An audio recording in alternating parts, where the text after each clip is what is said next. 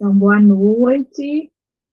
Bom, é um prazer, né, a gente poder estar aqui, todos juntos, mais uma vez, nesse momento, né, de compartilhamento de informações, de atividades, onde a gente vai estar aqui ouvindo um pouquinho a professora Anne. O professor Guilherme me deixou incumbida, né, de fazer esse primeiro momento.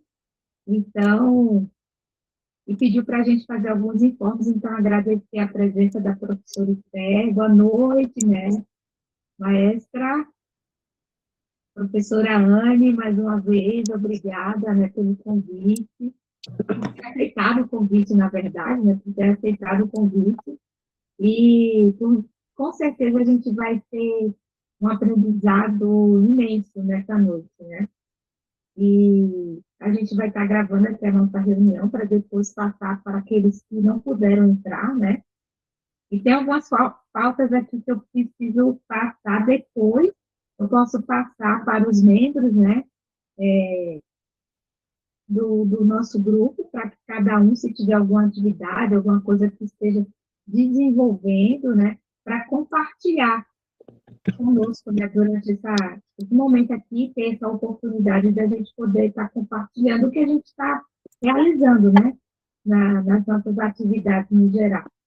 Então, eu quero relembrar, né, sobre o nosso seminário. A gente vai ter seminário, né, daqui a pouco, né, da pesquisa, com a linha 1, que vai ser Direito à Educação, Políticas Públicas e Gestão Educacional. Essa é a linha 1.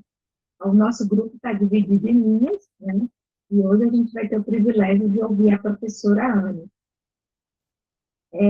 Também quero dar um informe, né, que nós estamos com as inscrições abertas para o segundo Seminário Internacional de Inovação e Pesquisa em Educação e Letras, né, o segundo CIPEL. A gente já teve o ano passado, que, assim, foi um sucesso. A gente teve a grata oportunidade, eu particularmente, de poder participar do CIPEL também. E a gente convida, né, para que a gente possa divulgar o evento, e para que também, se quisermos, né, a gente poder participar com as submissões. As submissões estão abertas, né? Então, a gente está convidando todos os pesquisadores, docentes, acadêmicos, né? Então, as pessoas que a gente está envolvida, as pessoas que estão próximas, para que a gente possa divulgar esse evento e para que nós possamos ter êxito nas produções, como nós tivemos, né, no evento anterior, porque isso vai fortalecer ainda mais, né, a produção científica, o nosso intercâmbio e o conhecimento no geral, né, que é a principal ferramenta desse grupo de pesquisa. Eu também quero deixar aqui como informe o professor Alejandro, tanto o professor Alejandro como o professor Guilherme, né, eles não estão nessa atividade, professor Alejandro. Eles se encontram em uma atividade acadêmica internacional, e o professor Guilherme, ele está aqui também realizando uma atividade importante no Tribunal de Contas do Estado. Está ele e uma parte do nosso grupo de pesquisa. Então, está aqui o professor Guilherme, o professor Marcos, o professor Gustavo e a professora Betânia, aqui no Tribunal de Contas do Estado, que é um movimento que eles fazem, né, com relação à alfabetização e educação. O professor Guilherme, ele já é professor da pós-graduação, e agora está vindo outros membros, né? Eu creio que a professora Anne esteve aqui para esse momento do Tribunal de Contas, não foi isso, professora? O ano passado, não foi isso, no Tribunal de Contas? Não, eu não tive, Andréia. Eu tive, eu acho que foi a professora Esther. Professora Esther, Professora Esther, que online. estuvo em Rondônia, não? El año pasado, professora Esther, maestra, ha estado em Rondônia, não? No Tribunal de Contas do Estado. Não sei como está a conexão. Está parando.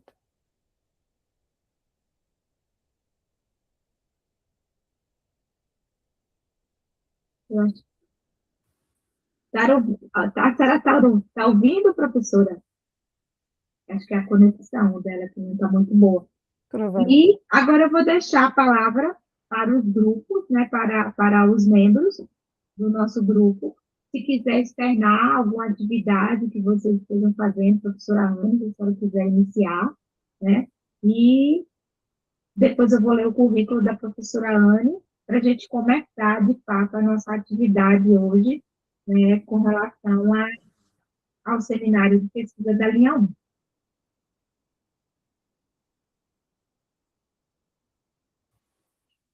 Alguém de alguma produção, gente?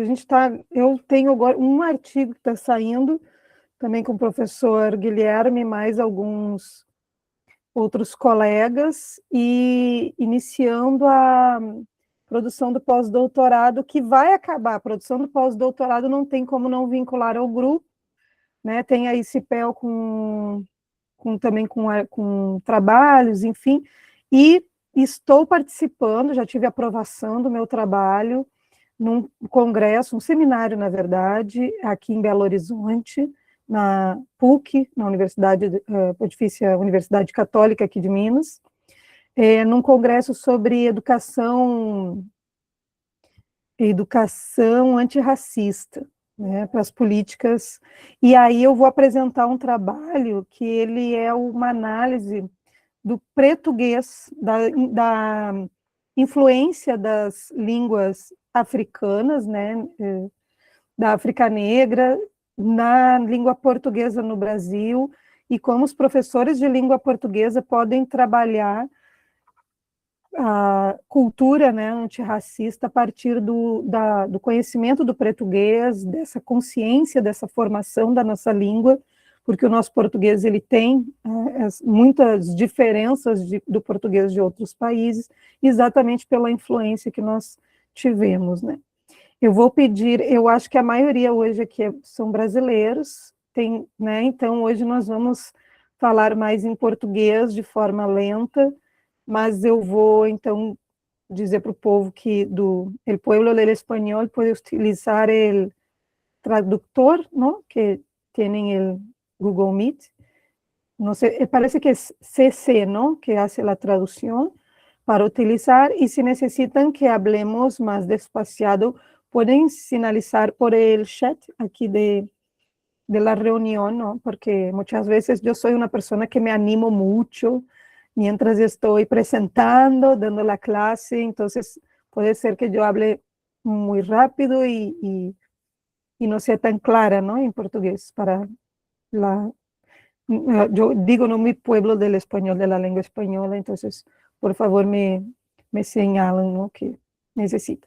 Eu vou aproveitar e vou apresentar minha convidada, que é a Caroline. Ela entrou aqui. Caroline, tu consegue abrir tua câmera? Não sei como é que está aí. Carol, tá? Boa noite, Anne, tudo bem? Boa noite Tudo. a todos. Eu, infelizmente, não consigo, eu tô dirigindo. Tá ótimo. Não Mas tem assim que eu chegar em problema. casa, eu abro. Tá. A gente já estamos na parte dos informes. Então eu convidei a Carol, porque ela tem mostrado, Sim. ela é professora de inglês na escola que eu sou coordenadora, ela tem mostrado muito interesse na pesquisa. E aí hoje eu lembrei, eu disse, nossa, eu vou dar esse seminário, vou convidar a Carol para participar e conhecer o nosso grupo. Carol, hoje ele está bem pequenininho, porque tem muitos colegas em outras atividades acadêmicas, enfim, profissionais, tem muitos já professores, né, de instituições que têm atividades hoje, mas o nosso grupo ele é bem grande, bem potente, e Andréia, são quantas linhas? São 5 ou 6? Nós temos 5 linhas. 5 linhas, eu nunca sei se é 4, 5 ou 5, 6, é 5. São 5 linhas e hoje a linha 1 está incumbida, que eu sou coordenadora, está incumbida então do seminário, e aí eu convidei a Carol para estar conosco e conhecer o nosso grupo, e se ela, né, se estiver empolgada depois para permanecer conosco, fica o convite para permanecer no grupo, para integrar e estar conosco. Seja bem-vinda. Muito obrigada. Eu queria só dizer que a Anne fala muito bem de todos vocês. Ela sempre fala de vocês com muito entusiasmo e carinho. A professora Ana é uma fofa, e a gente está, eu faço parte da linha, né, então, assim, a gente sempre está, no que a gente pode, a gente sempre está junto, e esse grupo aqui é uma família, né, a gente vai se ajudando, e cada vez mais a gente vai entrando mais pessoas, então, assim, e a gente vai acolhendo, né, o professor Guilherme, ele tem essa disponibilidade, essa vontade de, além de fazer pesquisa, ele incentiva outros pesquisadores a amarem a pesquisa, né? Então, a gente é até suspeito aqui de estar falando, porque todos nós aqui, de um jeito ou de outro, nós fomos todos motivados, incentivados por algum momento pelo professor Guilherme. Então, esse grupo aqui ele é motivador por isso, porque a gente sempre está em dinamismo, a gente nunca está parado, né? Aproveitando já que eu estou falando, eu publiquei 2 artigos, um agora com o Guilherme, na verdade os 2 com ele, né? Mas um foi na revista AIDU, do México, e o outro saiu agora há pouco, está fresquinho, né? Também saiu. Então, assim, a gente está no. Eu estou gostando, porque depois do mestrado, está com 12 meses, a gente dá aquela. Dá uma leve paradinha, mas a gente não esfria, né? E isso é muito bom. Isso é muito bom. Osineide, Walter, a professora Steph, ela conseguiu também falar, tem alguma coisa a contribuir, a Zenilde. Aí tem a Amped também, ainda esqueci, agora que eu falei da Zenilde, tem a Amped, a gente vai ter a Amped Norte aqui, tem a Amped regional, né? E tem a Amped, e tem a Amped, desculpa, tem a Amped nacional e tem as Amped regionais. E a gente vai ter aqui a Amped Norte, vai estar sendo sediada aqui em Rondônia, então se vocês quiserem conhecer o estado de Rondônia, se quiserem conhecer Porto Velho, a Amped vai estar acontecendo aqui na Uni, em setembro, na Universidade Federal de Rondônia, e nós submetemos trabalhos, lógico, né, a gente submeteu assim, trabalhos para a Amped, tanto eu quanto a Zenilde, e a gente está aguardando agora o resultado.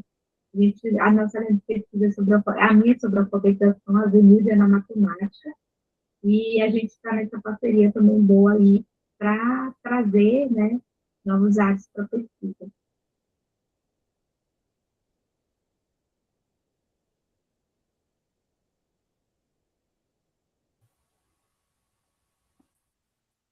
Alguém mais?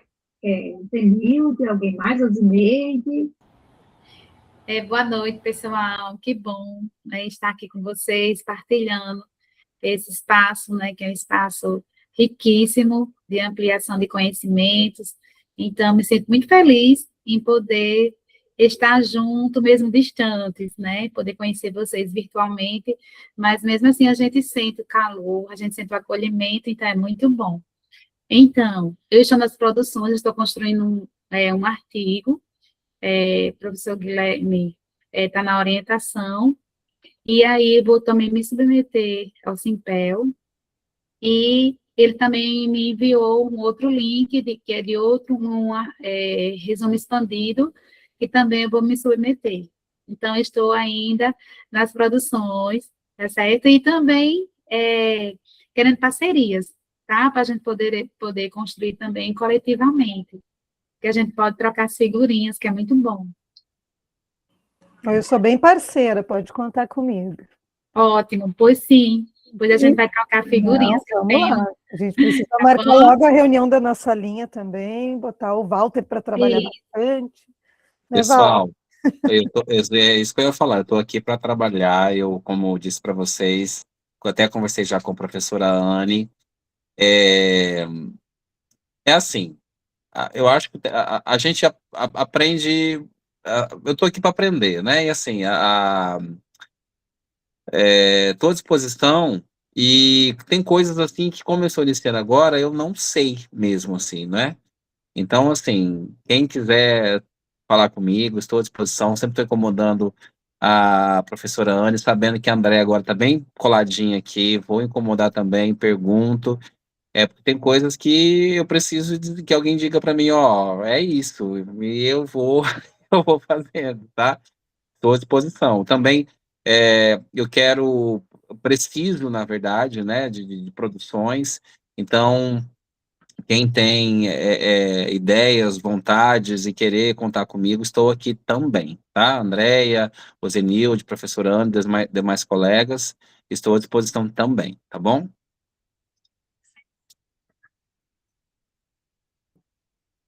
Boa É muito noite. bom.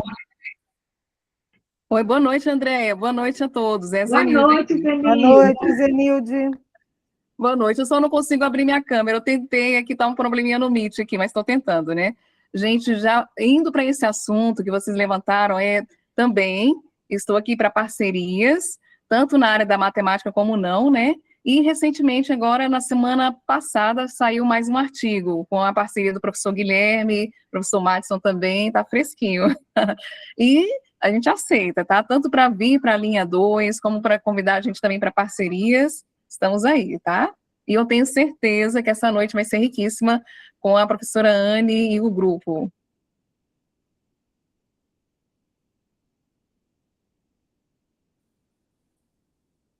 Alguém mais? A Tânia, a Aline Flores. Eu creio que a professora está realmente deve estar com um problema, porque ela gosta sempre de estar participando. E aí, se ninguém mais se manifestar, a gente pode começar, professora. Então, eu creio que a gente já pode começar. Eu vou ler o currículo da professora, ela vai fazer a apresentação, e depois, no final, como uma boa pedagoga, né, uma boa professora, nós vamos fazer uma dinâmica aqui de uma atividade de fixação assim, bem legal, uma atividade que vocês vão gostar. Prestem bem atenção na explanação da professora Anne. E a professora Anne, ela é doutora em educação pela Universidade do Vale do Rio dos Sinos, Unicinos, na linha de pesquisa Educação, História e Política. É mestre em Educação pela Universidade La Salle, na linha de Gestão e Políticas Públicas. Ela possui especializações em crises e conflitos nas organizações pela UNOPAR, gramática e ensino de língua portuguesa pela UFRGS, ela é coordenação pedagógica pela UCBB e Educação Especial Inclusiva pela UGF. Ela é licenciada em Letras pela Universidade La Salle e pedagoga pelo Centro Universitário Internacional. Atua na interface entre políticas educacionais, gestão educacional e formação de professores, com trajetória acadêmica e profissional voltada à análise das críticas políticas públicas da educação, dos dispositivos de educação, dos dispositivos legais de educação e das políticas de currículo. Especialmente, ela atua no ensino médio. Suas investigações dedicam-se às concepções de humanismo e humanização na educação e relações entre educação e direitos humanos. Ela possui experiência docente na educação básica na área de linguagens, com atuação na língua portuguesa, língua espanhola e literatura e produção textual. Tem experiência no ensino superior e na formação de professores.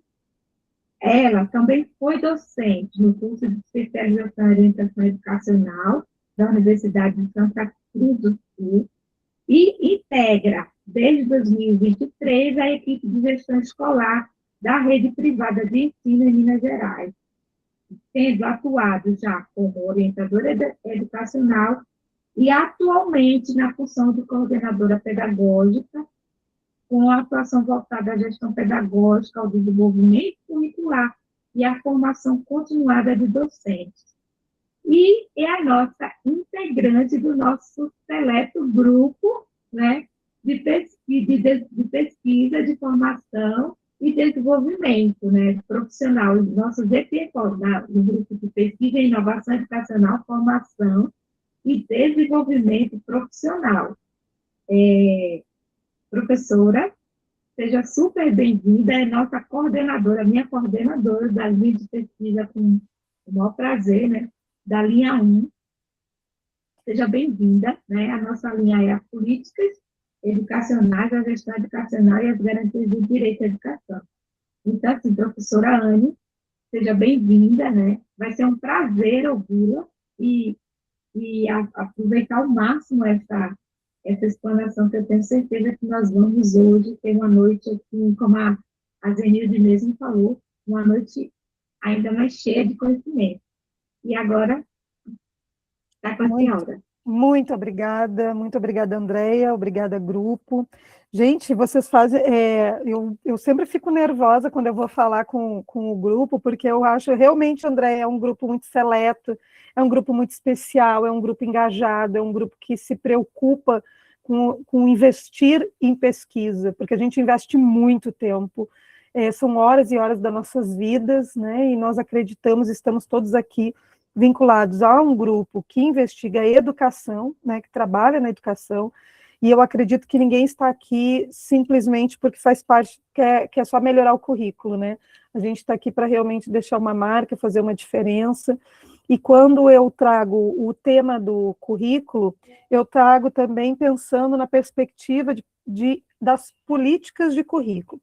Então, embora o artigo ele seja um texto bem introdutório para se pensar currículo, ele tem uma profundidade crítica muito grande, porque ele nos leva a pensar e a refletir, inclusive de ter algumas ideias, né, para a gente pesquisar, porque ele é um artigo mais teórico, mas ele nos dá essas possibilidades, abre esses caminhos para a gente pensar também o currículo como pesquisa e de uma forma mais crítica, né, não como às vezes querem que a gente acredite que o currículo simplesmente está posto e não há nenhum campo ali de divergências ou de forças tramitando. Eu vou colocar aqui, gente, vou compartilhar, da última vez que eu fiz, eu compartilhei super bem, eu disse para o Guilherme que eu já estava super aprendendo, né, a compartilhar, então eu tenho que acertar agora de novo, gente. Antes da senhora compartilhar, você quer que os outros membros da nossa linha se apresentem? Pode ser, professora André. Como a gente está num grupo pequeno, tu sabe que parece que eu estou na nossa linha, né? Então, foi gafe da minha parte, porque eu comentei da gente se apresentar e agora eu estou me cancelando, né? Não, fique à vontade. Então, eu já me apresentei, né? Mas eu vou repetir. Eu sou Andréia, sou professora da Prefeitura Municipal de Porto Velho, lotada, deixa eu permitir aqui, o pessoal entre aqui. Deixa eu ir permitindo aqui. Acho que está entrando outros estrangeiros. Boa noite, Ariadna. Então, boa noite. Meu nome é Andréia, eu sou professora especialista em educação da Secretaria Municipal de Educação, aqui de Porto Velho, né? Tenho mestrado na área de educação. A minha área de pesquisa é alfabetização e letramento.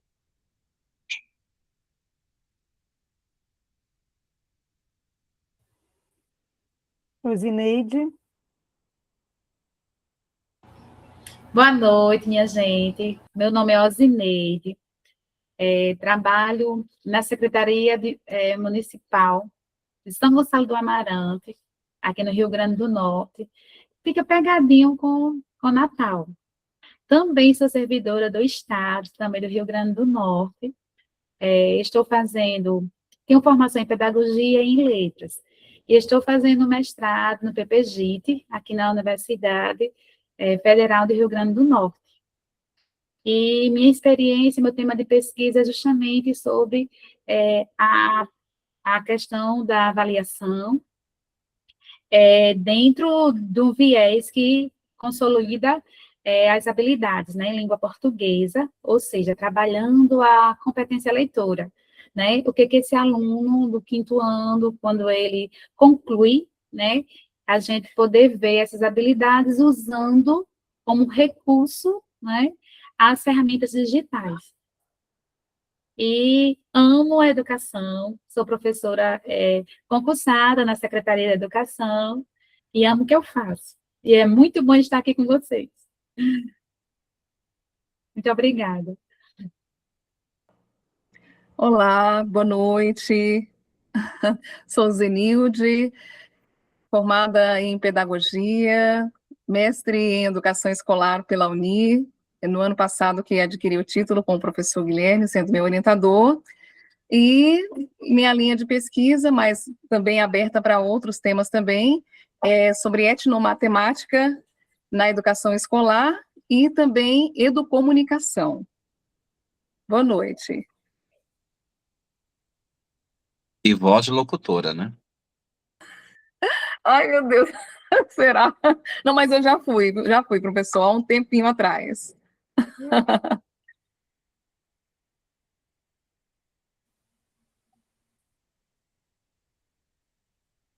Tem mais alguém da nossa linha, professora? Walter, o Walter. Uhum. Walter. A nossa linha é chiquita, mas depois ela vai crescer e ficar bem robusta. Ah, sim. Boa noite a todos e todas. Sou Walter Antônio dos Passos, professor de Educação Básica aqui em Alto Paraíso. Estou iniciando a minha caminhada rumo ao mestrado. Sou professor aqui desde 2011. Hoje estou em sala, mas já fui gestor da pasta, já fui diretor de escola durante 2 períodos. E hoje, com muito prazer, estou em sala de aula numa escola municipal aqui em Alto Paraíso, Rondônia. Muito bem. Obrigada, pessoal da linha. Olha só, hoje eu estou com dificuldade. Eu vou tentar compartilhar uma coisa aqui, gente, e depois vocês me digam se eu vou acertar. Ai, meu senhor, isso aqui. Deixa eu ver o que vai aparecer aqui. Por enquanto vai estar a tela, né? Ele não está aparecendo, pessoal. Está aparecendo, mas é a nossa tela, né?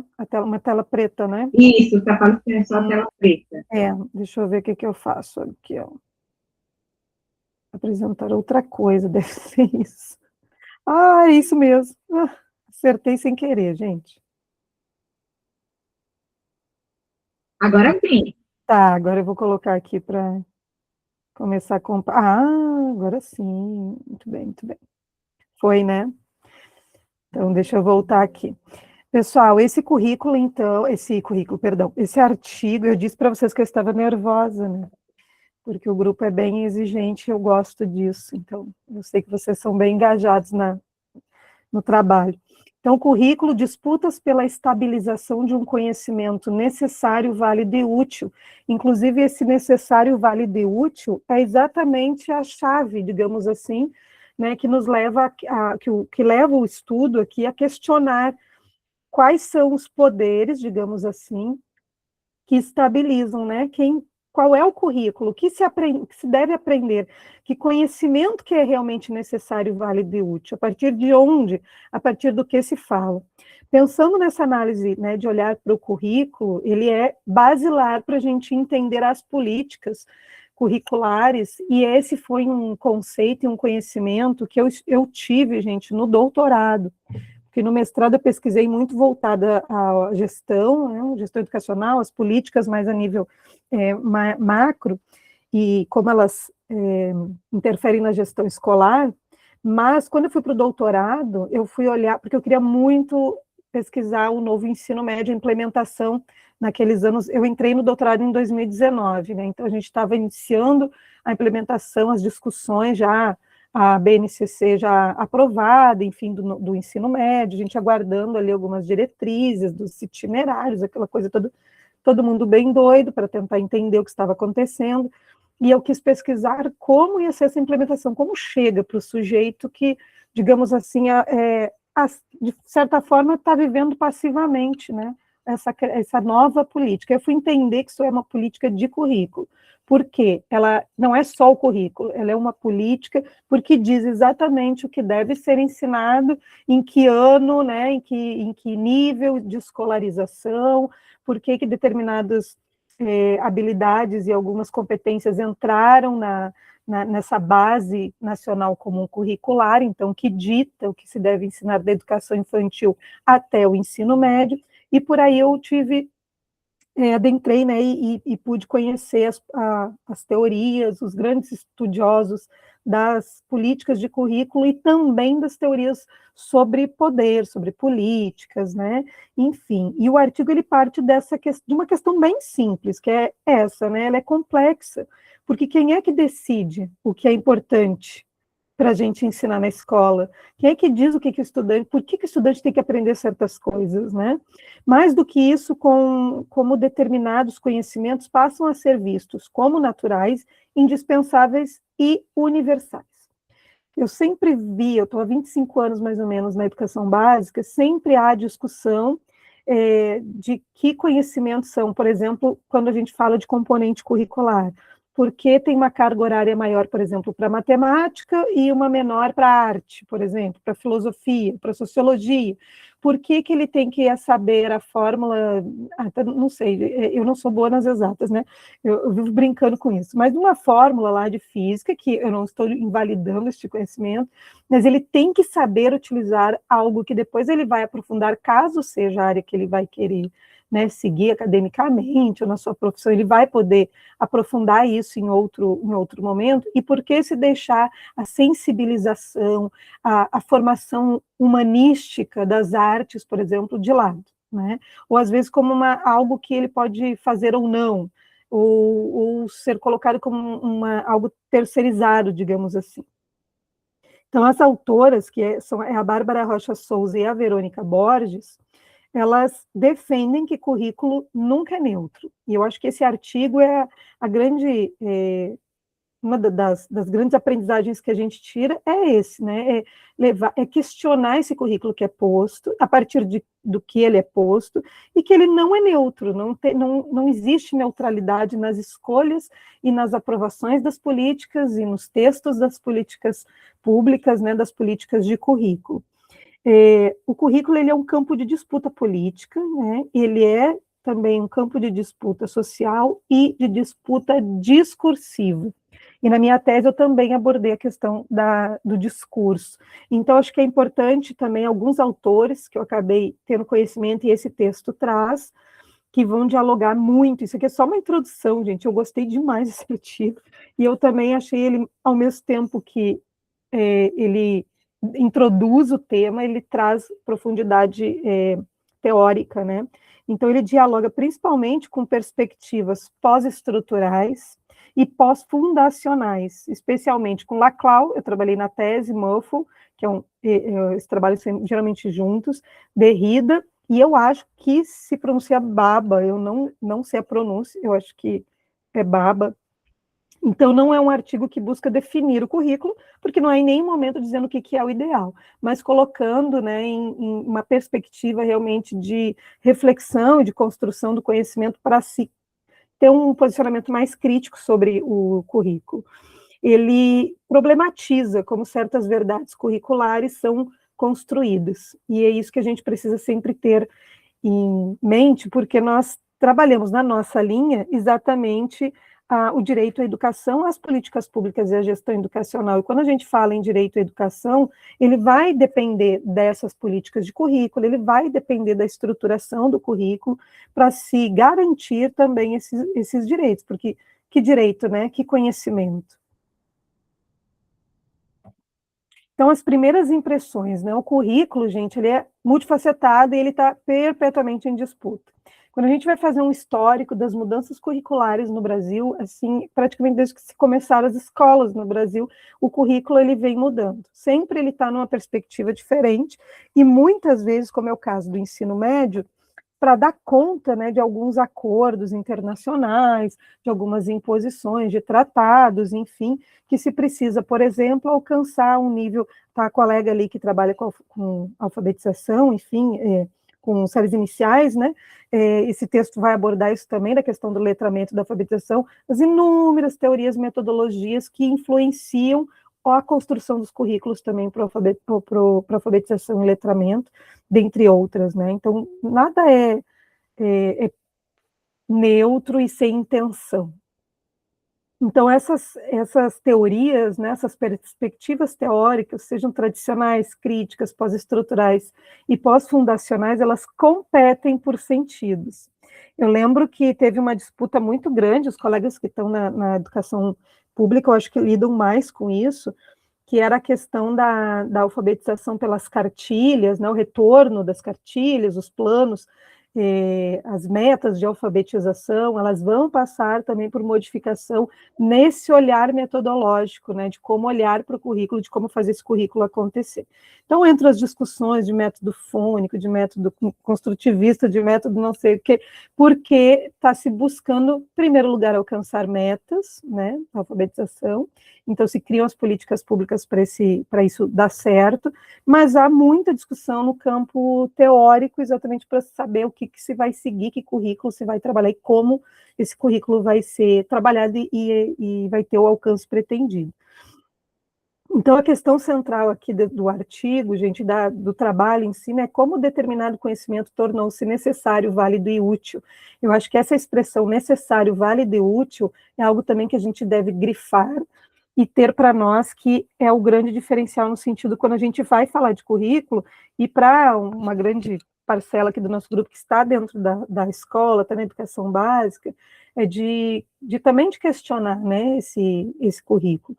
A tese do artigo é: o currículo se fortalece na medida em que a aderência ao conhecimento naturalizado como necessário, válido e útil. Ou seja, à medida que os anos vão passando, que aquele currículo ele vai se fortalecendo conforme as pessoas continuam dizendo que aquilo ali, que está ali naquele currículo, por exemplo, a BNCC, no momento que a gente valida aquela BNCC, que a gente luta com toda a garra, toda a potência para a BNCC acontecer, a gente está validando esse currículo, a gente não está questionando, a gente está validando como realmente necessário, né, válido e útil, e a gente faz ele se fortalecer, vai tendo aderência e eu entendo aqui, né, que a gente não tem muito para onde correr enquanto sistema educacional, porque vem por meio das políticas. A BNCC é uma política também curricular, porque impõe, né, de cima, ela é diretiva, e ela impõe o que deve se, então, ensinar, né.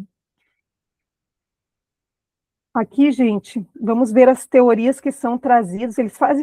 As autoras fazem um histórico muito, muito necessário, né, também, porque elas fazem esse histórico, acho que para quem está iniciando nos estudos ligados ao currículo e depois para chegar nas políticas, analisar as políticas, eu acho ele um bom texto por isso também, porque ele faz esse caminho, porque, gente, currículo é reflexo do momento econômico, cultural, histórico que nós estamos vivendo.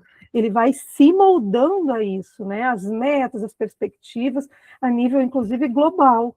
Eu sempre lembro que eu tive contato a primeira vez com a discussão sobre itinerários do ensino médio em 2000, já tinha um protótipo da Unesco em 2008, se não me engano, entre 2008 e 2011 tiveram alguns documentos que eram protótipos, sendo que a nossa BNCC e o pensamento sobre o novo ensino médio só vem em 2017, finalzinho de 2017, né, que foi realmente aprovado. E aí a gente vai guardar para um outro momento a discussão de como foi feita essa aprovação, tá? Hoje a gente não vai falar sobre isso, porque isso dá outro movimento. Mas já vinha se falando, porque isso já vem com uma pressão, né? Outros países também fizeram reformas importantes, como Portugal, por exemplo, né? Então, a gente observa aqui que desde a industrialização isso também foi se tornando cada vez mais essa dependência do currículo, ele foi tentando se moldar ao mercado, né? Aquilo que se precisa de mão de obra, de conhecimento para dar conta do mercado. E aqui fica a minha crítica, né, como pesquisadora, que é por isso que as artes e todos os componentes curriculares e disciplinas que realmente constroem e que contribuem para o desenvolvimento do pensamento crítico, eles vão caindo. Porque ninguém quer ninguém criticando, a gente quer o povo com a mão na massa trabalhando, né? Movendo a máquina mercadológica, então, de mercado. Então, isso o currículo, ele é o reflexo do mercado, né? Então, aqui elas, né, vão trazer essas concepções muito interessantes. Por exemplo, da industrialização, ela criou uma nova lógica de interdependência entre trabalho e educação, né? Gerando 3 grandes concepções curriculares. E aí vocês vão me dizer assim, não, mas isso não é a concepção curricular, né? Algumas teorias aqui, tecnicismo, progressismo, como se vê o conhecimento depois agora, né? De forma mais crítica com o Jung, Isso também perpassa e é visto e é estudado em outras disciplinas, né? A própria filosofia, sociologia, estudo, porque sim, permeia toda a sociedade, e não é só, como eu disse, o currículo é reflexo. Então, nós temos ali o tecnicismo, né, com racionalidade técnica, os objetivos comportamentais e avaliação por resultados. Vamos pensar se alguma coisa mudou, né? Na escola, a gente tem as metas, a gente fala de habilidade e competência, mas continua aplicando prova e avaliando conhecimento e memorização e aplicação de fórmulas, enfim. A crítica que ela vem, não é que isso não seja importante, mas isso é importante em detrimento do que deixa de ser importante, né? O progressivismo, então, com John Dewey, que é o currículo ativo, ele é centrado no interesse na experiência da criança, e a gente começa a ter uma construção também construtivista, um olhar também para esse estudante mais protagonista, e o conhecimento, o que é o melhor conhecimento, né? Ele deve compor o currículo com validade epistemológica, e a gente começa a ter também um investimento maior nas pesquisas ligadas a currículo e a formação do ser, né? Para que serve a escola, por exemplo, os questionamentos, porque a gente continua mantendo, né, o sistema escolar, a diferença de educação e escolarização, também vai passar muito por essa tentativa de trazer o currículo, digamos assim, o conhecimento para a centralidade. Então, no tecnicismo, o currículo é voltado para eficiência, produtividade e controle. O progressivismo, ele é um currículo já centrado na experiência da criança, e o Michael Young, então, ele vai retomar a centralidade do conhecimento. Então, a partir realmente da ciência, do estudo, da epistemologia, dos fundamentos mesmo validados pela ciência, né, ou construídos através da ciência. Se eu estiver falando muito rápido, por favor, me detenham, porque eu disse já para vocês que eu me empolgo.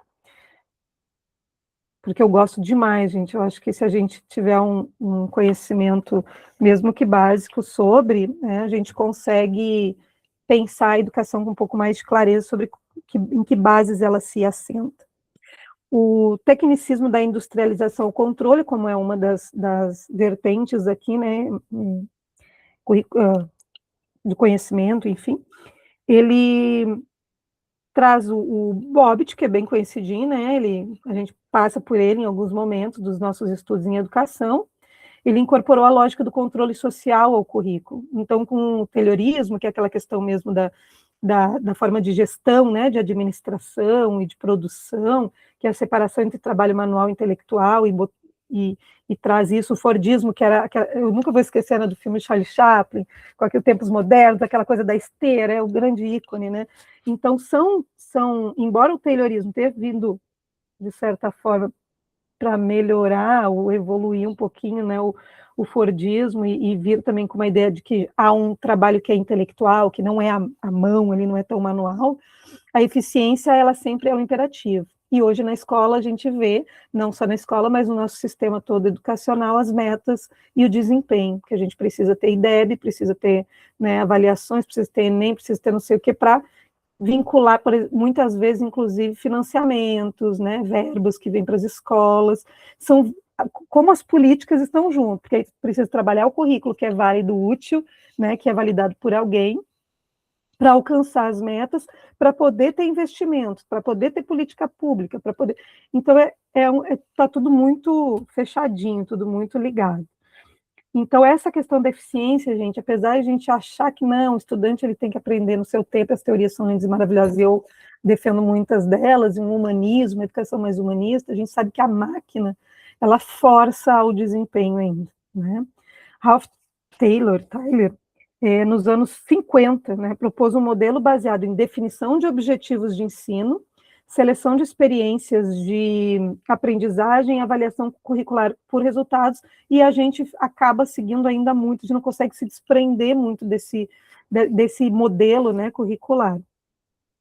Então, o Taylorismo, ele vai fazer a separação entre o pensar e o executar, vai trabalhar também a racionalização, e sempre a eficiência está ali, né, gente? O Fordismo é essa linha de montagem, a fragmentação das tarefas e uma padronização.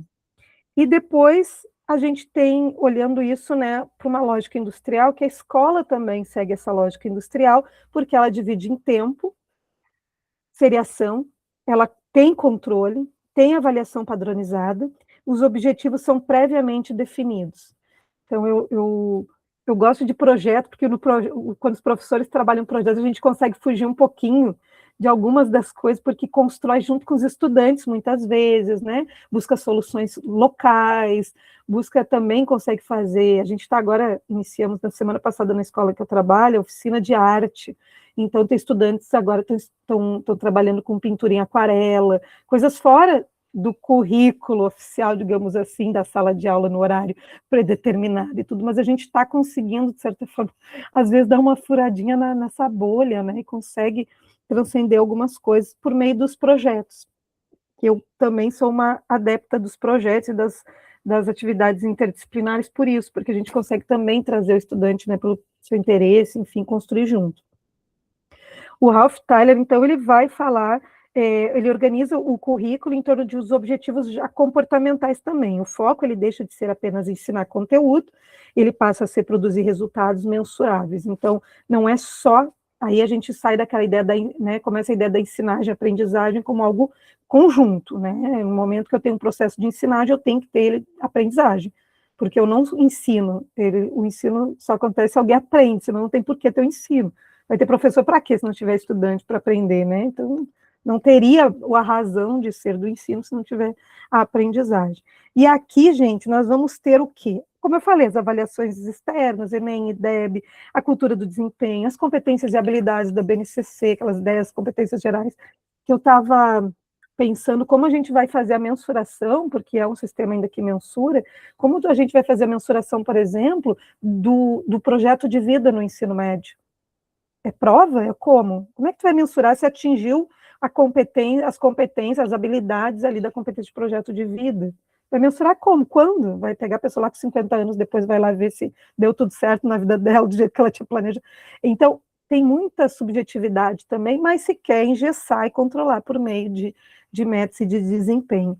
Então, os sentidos, eles são produzidos nas relações e nas diferenças, mas conseguir fazer esse sentido aparecer, gente, ele vai perpassar por muitas práticas, que às vezes, eu digo que são as resistências que a gente tem, às vezes é aqui, por exemplo, num grupo de pesquisa, pensando a educação, pensando formas, né, de a gente buscar soluções mesmo e olhar para uma educação que seja capaz também de, para mim, né, fazer o seu melhor, que é a humanização. Então, o próprio conceito, quando a gente fala de educação de qualidade, o que é uma educação de qualidade? Ela também vai mudando conforme o contexto histórico. Então, isso a gente também precisa ter em mente. Às vezes ele foge. Precisa ter em mente que o próprio conceito, quando a gente fala, né, de uma visão de qualidade, educação de qualidade também, ela muda.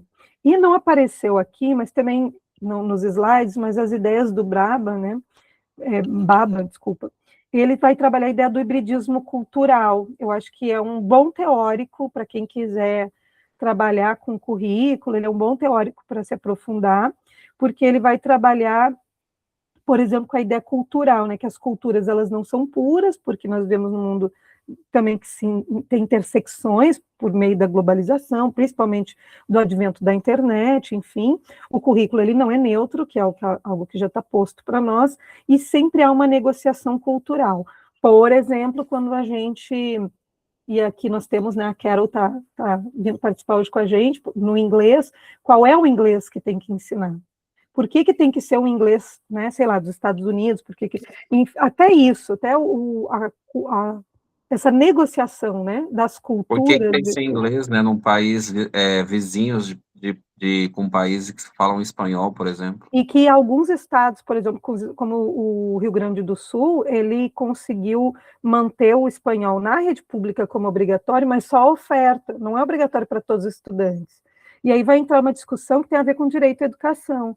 Se o meu estudante tem direito a aprender espanhol, por que vai ficar limitado a uma escolha que talvez ele não tenha condições naquele momento de fazer tanta maturidade assim para fazer essa escolha? Ah, mas se eu fizer obrigatório, eu estou impondo. Então, as discussões, gente, aqui eu disse que esse artigo ele dá muita discussão, muita reflexão a partir dele, porque ele vai colocar em questionamento tudo isso, nessa validação toda do o que ensinar, e inclusive quando ensinar, né? Às vezes eu fico olhando com o currículo, que vem um planejamento, a gente trabalha com o sistema de ensino, já vem todo engessadinho, todo pronto, facilita o nosso dia a dia, mas a gente tem que também ter o senso crítico sobre ele, né? E vem direitinho, né? O que se aprende no primeiro ano, no segundo ano, no terceiro, tá? Eu pego os alunos, estudantes do sexto ano em diante, até o ensino médio, o que eles vão... E a gente senta para discutir com os professores, e é bem isso. O que se vê no sexto ano? Agora a grande discussão é o que o estudante já tem que saber para chegar no sexto ano, que a prof lá do quinto, do quarto tem que dar conta, porque alguém disse que tem que ser naquele ano, alguém disse que tem que ser naquele período, alguém disse que tem que ser naquele trimestre, sei lá, semestre, seriação, nível, foi posto, e a gente tem que seguir, né? A gente tem que, aspas, né, porque a gente faz, como eu disse, as nossas resistências. Então, o currículo, ele deixa de ser entendido como transmissão neutra, né, de só conhecimento, vamos transmitir, muito lindo, né, transmitir o conhecimento da humanidade, formado pela humanidade até agora, é isso que a gente fica fazendo de geração em geração. Não é isso, né, ele passa a ser visto como uma prática de significação, exatamente por esses diferentes, pelo contexto histórico, pelas questões culturais, por esse hibridismo cultural também que acontece. Então, essas duas visões, né, do Jung aqui também, que a gente vê, né, eu acho que você, para quem leu o artigo, né, se aprofundou ali, então o Dewey defendia um currículo construído a partir da dimensão psicológica do conhecimento, considerando a maturidade, as experiências e atividades dos alunos visando o bem-estar humano, que aqui a gente já começa a se aproximar mais do que a gente busca, né, na educação. Embora aqui seja bem superficial, tá, pessoal? É bem até raso, assim, porque ele estava apresentando as teorias, né? Michael Jung argumenta que o melhor conhecimento, ele tem validade epistemológica e pode ser estabilizado por acordos entre comunidades disciplinares. Ele criticou a teoria crítica por ter perdido seu objeto, o que se ensina e aprende na escola. Então, no momento que se deixa de pensar qual é realmente o que se deve ensinar, você deixa de fazer a crítica, você simplesmente incorpora, né, o que vem vindo, e essa falta até de neutralidade mesmo do currículo, né? Então, acho que aqui são algumas questões para a gente pensar da construção desses currículos, e, gente, tem um livro muito bom, depois eu vou deixar a dica lá no grupo, que ele também é ótimo, porque ele vai apresentar todas as teorias de currículo com muitos exemplos. Ele é muito didático, assim, a gente usa na pesquisa, mas ele é muito didático, eu acho que ele deveria ser conhecido por todo mundo que faz uma licenciatura, né, na graduação, e para se aprofundar, porque ele também vai expandir esse conhecimento sobre as diversas teorias. E aqui, gente, primeiro eu quero fazer a apresentação, porque vocês estão vendo que meus slides têm imagens e tudo, e isso aqui é IA, tá, pessoal? Eu não tenho a menor habilidade para construir, meus slides sempre foram muito básicos, neutros e com imagens pequenas, eu nunca fui de usar muita imagem, mas me indicaram uma IA muito boa que se chama Gama, não sei se vocês conhecem, mas, gente, é simplesmente sensacional, ele te dá as imagens do tipo que tu quer para o texto que tu tá mandando, então ele vai construindo para ti, não precisa de coisa de 5 minutos, tá, com um material muito bom. E é claro que a gente tem que depois fazer toda uma retomada, né, ver se está tudo certinho, se não tem nenhuma questão aqui do teórico, né, daquilo que a gente quer apresentar. Da Andréia, eu não estou cuidando da hora. Eu estou sendo livre, leve e solta, então tu vai me situando. Tranquila, tá? Tá ótimo. Então, a instabilidade, quando fala dessa significação, né, que eles falam que esse currículo, eu estou cheio de anotações aqui, né, que é os sentidos, essa questão toda da significação, então aqui ele vai falar dessa instabilidade, o texto, né, o artigo. Então ele fala que o pós-estruturalismo, ele questiona, aí a gente já vai para já mais atualidade, né, pessoal? Vamos chegando agora no nosso tempo. O pós-estruturalismo, ele questiona a possibilidade de um sentido único e fechado. Então, nós vamos ter aqui Derrida, Lacan, gente, que é um autor que eu preciso conhecer mais, né, para falar dele. Ele tem aparecido para falar de sentido, quando a gente trata de educação, sentido na educação, ele tem aparecido. Hall e o Braba, né, o Braba não, eu boto sempre um R ali, o Baba, né? Eles desestabilizam noções de verdade, o sujeito centrado e as estruturas universais. Por quê? A própria noção de verdade, hoje, ela é totalmente líquida, né? O que é a verdade? a questão das estruturas universais. O que é universal? O que cabe para um sujeito e para os outros todos? Então, essa questão dessa instabilidade, a gente já não consegue criar um currículo, fizeram isso, né, mas a gente não deveria.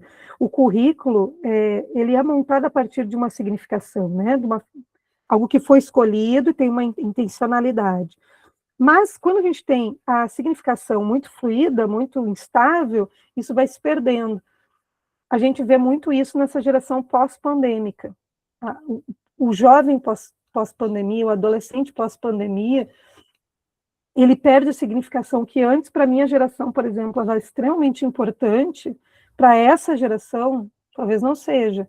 A gente vem vendo, né, por exemplo, um desmantelamento da ideia de querer fazer, daquele propósito de fazer uma universidade.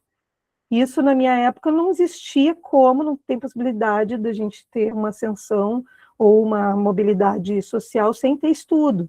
Hoje eles já pensam em outras coisas. Hoje a própria significação do currículo. Eles continuam e perguntam sempre, por que eu tenho que aprender isso? Quanto mais subjetivo for o conhecimento, quanto mais eles tiverem que aplicar a disciplina do estudo, mais eles questionam por que eles precisam aprender aquilo. Em que momento vou utilizar? Por que aquilo é significante? Por que aquilo é importante? Por que... E eu acho que a gente, muitas vezes, não sabe essa resposta.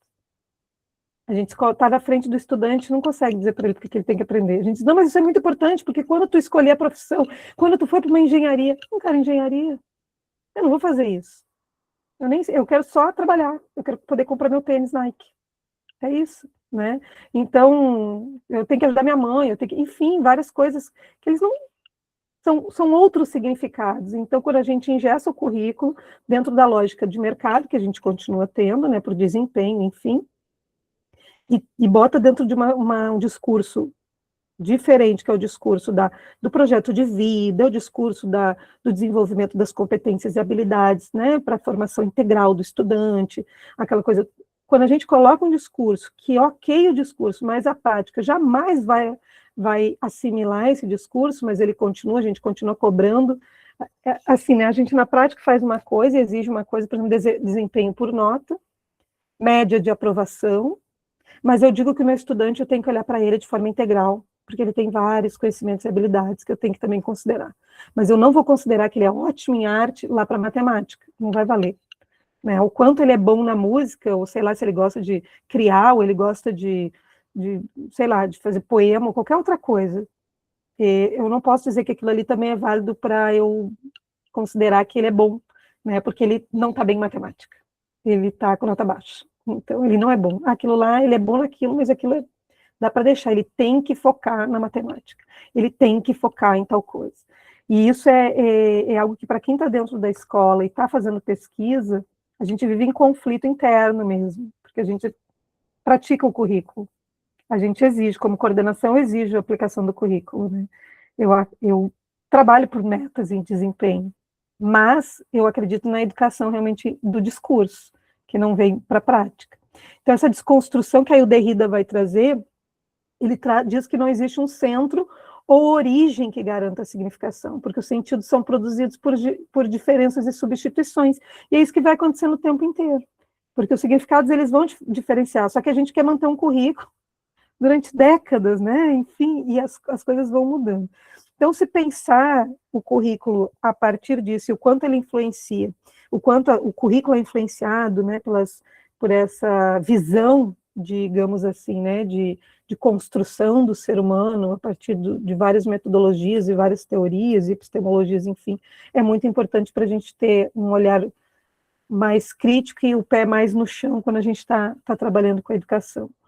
E o Baba ele vai falar já desse entrelugar, porque ele trabalha muito com o hibridismo, tá? Com a questão dessa cultura, dessa produção híbrida, que é um espaço ambivalente de negociação. Não tem unidade e fixidez primordial. Então, ele vai trazer um pouco da ideia que a gente pode até aqui fazer um link, né, com o Bauman, que é essa questão mesmo do líquido, né? Porque ele vai fluindo conforme a história, conforme as culturas também vão se mesclando.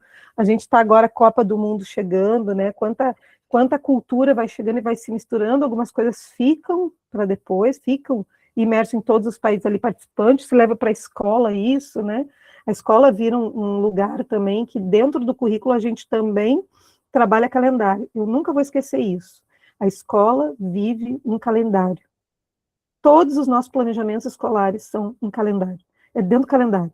Não pode nunca fugir daquele calendário, né? Então, tudo a gente coloca para dentro do currículo também. Vai tudo trazendo para ali. Tem que trabalhar a Copa. Por quê? Tem que trabalhar. Porque é o momento, né? Então, tem que trabalhar. Então, essas questões de simplesmente a gente vai internalizando, porque alguém diz que aquilo é válido para se aprender, para se trabalhar agora. E nós temos ali, deixa eu ocultar aqui, o pós-fundacionalismo, que são os fundamentos que são contingentes, mas ele sugere algum nível de fixação provisória de sentidos instáveis. E isso, gente, é extremamente profundo para se trabalhar em educação, quando a gente trabalha currículo, porque ele vai sugerir que tem, sim, tem uma base ali de fixação.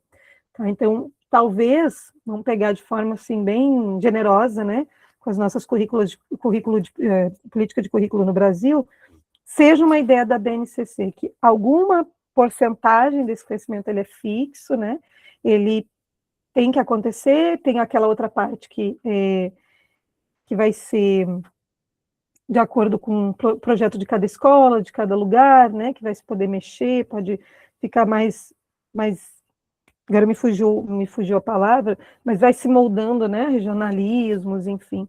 Então, isso talvez, né, seja por aí que a gente tenha a nossa BNCC, tá? Então, aqui o currículo, aqui eu vou entrar, eu não sou alfabetizadora, eu sou pedagoga, porque eu queria ser coordenadora, gente, eu sentia um pouco falta disso na graduação de letras, eu não tive muito do conhecimento, né, voltado para pedagogia mesmo, então eu fui, mas eu nunca trabalhei com a alfabetização, eu fui professora de espanhol das séries iniciais e educação infantil, então era como língua estrangeira, mas ele faz aqui, eu acho muito bacana, porque traz essas disputas, né, na quem é da alfabetização aí, essas disputas pela alfabetização que refletiram demandas históricas e políticas de cada época e vai continuar acontecendo. Por que, gente, que a alfabetização e letramento é um campo tão disputado? Por quê? Então, nós temos ali os métodos sintéticos, a soletração, método fônico, que era mais a escrita por cópia, né, caligrafia. Depois nós vamos ter o construtivismo, que aí vem as teorias baseadas também na Ferreira e Teberoski, que muito não tem quem passe pela pedagogia e não veja, né? Paulo Freire também, a alfabetização como leitura do mundo para os adultos, começou com método, né, para os adultos, coitado, muito mal compreendido nos dias atuais, mas enfim. E depois nós temos, na década de 90, né, o letramento, aí, gente, começa a mudar de figura. O grande nome, né, da alfabetização, porque o conceito de letramento, ele é agrupado ele é casado ao de alfabetização, né, que a alfabetização só existe com o letramento, com a Magda Soares, que ela vai fazer essa articulação, embora sejam concepções que dá para se desmembrar, a prática é junta, né, a gente não consegue. Então, eles são dimensões indissociáveis. E nós temos agora, enfim, né, caminhando, acho que o Walter comentou, do Tenac, eu não lembro que ele comentou no início, né, que ele vai trabalhar, então é uma das políticas, né, que vai trabalhar com socio-interacionismo, a BNCC, que trabalha muito concepção de letramento, que é a alfabetização para letramento, e a Política Nacional de Alfabetização, 2019, né, que ressuscita lá, né, do início dos anos 1900, o método fônico, com discussões acaloradíssimas sobre isso, né, sobre esse retorno. Inclusive, eu lembro que alguns municípios aderiram à cartilha, aderiram a essa política nacional de alfabetização para trabalhar e fizeram algumas formações. Em alguns lugares não teve formação, né, simplesmente se disseram que era para fazer e pronto. Então, temos esse retorno. E a educação, ela trabalha muito assim, né? A gente vê muito esse vai e vem também. Então, aqui nós temos uma distribuição, eu adorei essa imagem aqui da minha IA, ela me ajudou muito com isso, eu gosto desses esquemas, né? Que ela vai trazer, então, aquilo que eu já comentei ali, mas de uma forma mais imagética aqui para nós, né, para a gente entender, e isso vai voltando, como eu comentei agora, que volta, né, o método fônico, essa discussão do método fônico, e que isso que é que funciona, enfim. E aqui a gente vai entrar um pouquinho nas políticas, eu vou falando, mas eu quero mesmo é chegar aqui, que são essa circularidade das políticas. E a gente pode colocar diferentes filtros teóricos e de metodologia para pesquisa sobre as políticas educacionais, e aqui mais particularmente a política de currículo. Como apresentado no início do artigo, passa muito pela questão discursiva, né? Porque o discurso é a intenção, ele coloca para fora, digamos assim, ele materializa as intenções. Então, trabalhar também com essa metodologia das... Eu vi que tem mais gente de letras aí, né? O Zenilde, tu que é de letras ou é Zenilde? Uma das duas ali, né? Sim, Isso. isso. Então, trabalhar com a questão do discurso, que discurso está, né, por trás dessas políticas, também é um bom filtro para a gente olhar, porque vai ter muito ali do que se espera da sociedade. A educação, ela trabalha, como eu disse para vocês, para o mercado, ela trabalha para uma intenção. Tá? Quando entrou o atual governo, muita gente apostou que ia ser revogado totalmente o novo ensino médio. Teve um movimento muito grande para isso, né? Os pesquisadores no Brasil e tudo, e que é válido, porque as mudanças aconteceram a partir disso, desse movimento, dessa pressão, mas revogar, voltar atrás, era um ideal que não ia acontecer, porque existem os lobbies, né? Existem as editoras que já tinham feito os seus negócios com o governo para a entrega dos livros, do material, já tinha adequação ao currículo, os itinerários, teve empresa que se dedicou só a construir itinerário para vender e fazer, né, os seus negócios também. Então, assim, tinha muito interesse mercadológico por trás da manutenção de algumas mudanças que vieram. Então, algumas coisas voltaram, algumas coisas, eu sempre digo, né, foram muito mais adaptações e retorno de algumas coisas, mas com outros ideais, com outras roupagens, inclusive colocando na parte flexível, né? Volta a sociologia e filosofia, voltou ali a arte, agora, né, nos 3 anos do ensino médio tem a arte, um horário, são 50 minutos. Quem é que diz que as aulas têm que durar 50 minutos? 40 minutos? Por que um período de aula é esse tempo, né? Tudo isso é discussão de currículo, de política, que diz que é tantas horas no ensino médio. Então, será que realmente esse ensino médio que eles têm que ficar o dia inteiro na escola, ele está valendo a pena? Eu não sei, porque vai depender muito do que eles estão fazendo na escola. Se é só para continuar mais da mesma coisa, eu não vejo muito sentido, né? Então, essa análise do discurso, ela é bem importante, ela é bem interessante quando a gente vai olhar. E o Laclau é um autor que é muito utilizado, tá? Ele é o grande autor, assim, digamos, que para quem vai estudar política de currículo, vai passar por ele, inevitavelmente, porque a metodologia dele é muito utilizada para análise das políticas.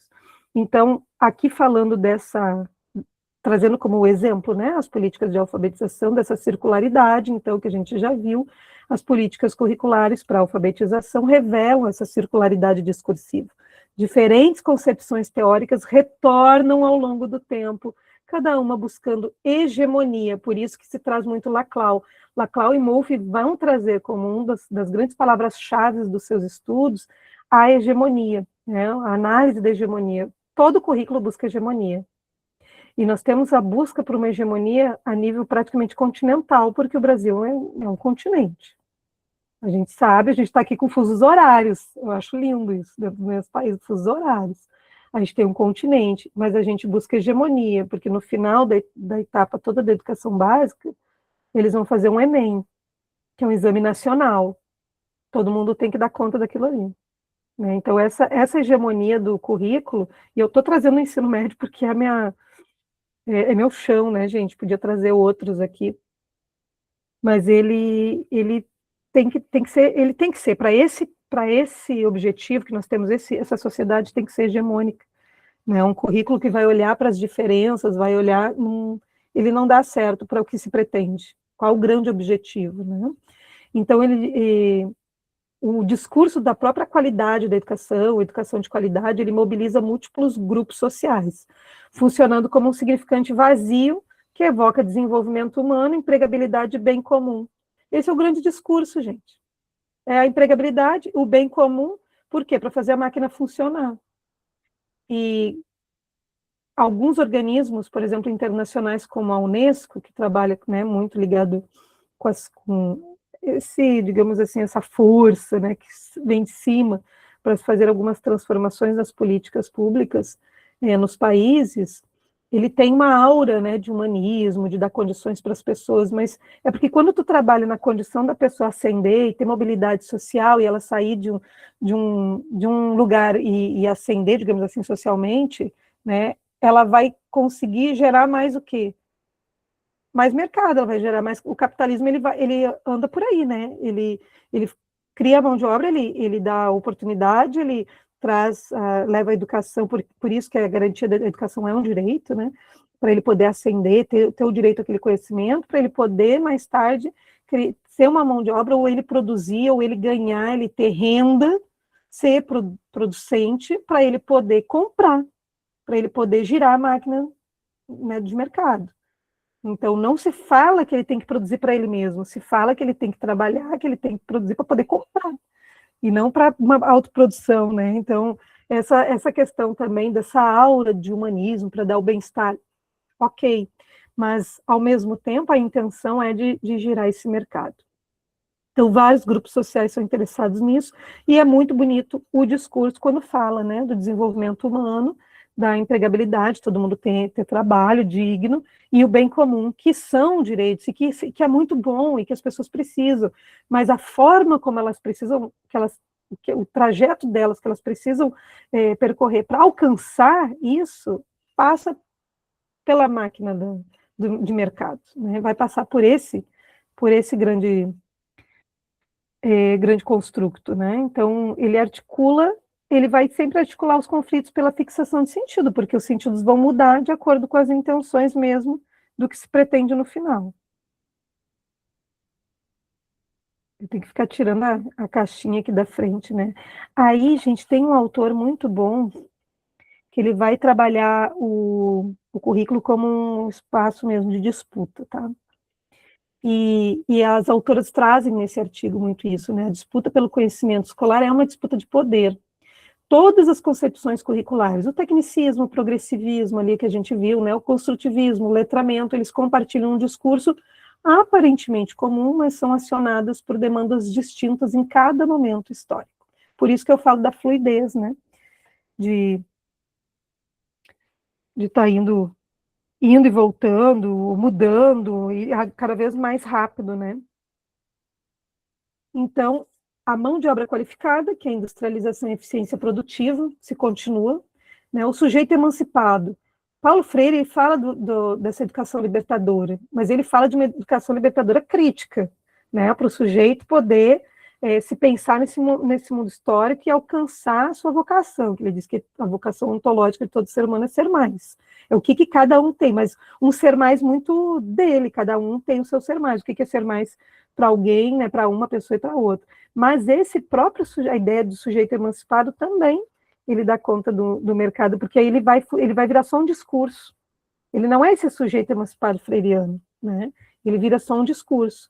As práticas sociais, a própria discussão sobre o letramento, sobre a alfabetização, né? Os usos da leitura e da escrita. Para que a gente precisa aprender a ler? Por que a gente tem que aprender a escrever? Parece muito óbvio para nós, mas a gente também tem que perguntar isso. Qual é o objetivo da escrita na escola? Por que os meus alunos, quando passam toda a educação, os anos iniciais e os anos finais do fundamental, às vezes fazendo produções maravilhosas textuais, e quando eles vão para o ensino médio é só dissertação argumentativa? Por que eles têm que aprender a escrever isso? Só para dar conta de um desempenho numa prova, né?